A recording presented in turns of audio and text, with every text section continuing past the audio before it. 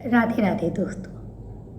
हम सब ने पिछले कई दिनों से माँ दुर्गा के पूजन में अपना समय व्यतीत कर दिया, पर कुछ लोग ऐसे भी रहे हैं जो इससे अछूते रह गए हैं, किसी कारण से माँ दुर्गा के व्रत को नहीं कर पाए हैं। पर हवन में तो हम सब लोगों ने भाग लिया होगा, और कहीं जिन्होंने नहीं भी लिया है वो उनके आसपास कहीं ना कहीं हवन हुआ ज़रूर होगा। तो आइए आज इस वीडियो में हम जानते हैं उस हवन की जो राख होती है उसे क्या चमत्कारिक प्रयोग किए जा सकते हैं। नवमी के दिन माँ दुर्गा के हवन के साथ व्रत का पारण कर दिया जाता है और दसवीं के दिन उनका विसर्जन किया जाता है। दसवीं के दिन ही विजय दशहरा का त्यौहार भी मनाया जाता है। तो ये जो दसवीं का दिन होता है बहुत ही चमत्कारिक होता है। आज के दिन जो भी कार्य किए जाए उसमें हमें सफलता प्राप्त होती है। और नवमी के दिन जो हम लोग माँ दुर्गा का हवन किए होते हैं उस राख के यदि कुछ हम लोग विशेष उपाय करें तो हमें चमत्कारिक फल प्रयोग प्राप्त होते हैं। तो जो राख होती है यदि हमें आसपास कहीं से भी ऐसी जगह मिल जाए जहाँ पे हवन हुआ हो और पूरे विधि विधान से हुआ हो, तो अगर उसकी राख हम लोग प्राप्त कर लें तो हमें माँ दुर्गा का बहुत बड़ा आशीर्वाद प्राप्त हो सकता है।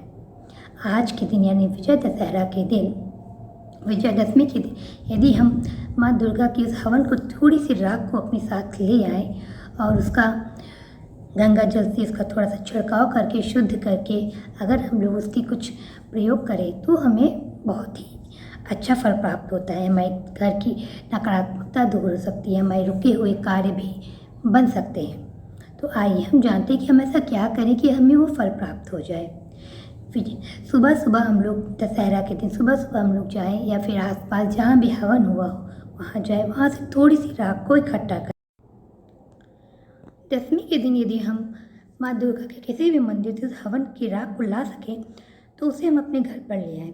फिर हमारे घर के जो सदस्य या फिर जो बहुत ही अधिक बीमार रहते हैं उनके सर से 7 बार वार करके यदि हम किसी पेड़ में डाल दें तो उस व्यक्ति के जितनी भी नकारात्मकता होती है वो उससे दूर हो जाती है। या फिर किसी ताबीज़ में थोड़ा सा डाल करके उसे हम अपने गले में धारण कर लें तो हमें वर्ष भर किसी भी नकारात्मकता का हमारे ऊपर असर नहीं होता है।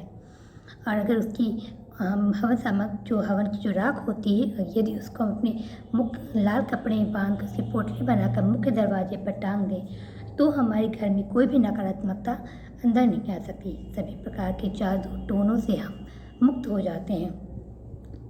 ऐसे ही यदि आज रावण दहन है, अगर रावण दहन के बाद अगर हम उसकी राख को ला करके या उसका बचा हुआ छोटा सा लकड़ी का टुकड़ा भी अपने घर में ले आएँ तो हमारे घर की नकारात्मकता दूर हो जाती है।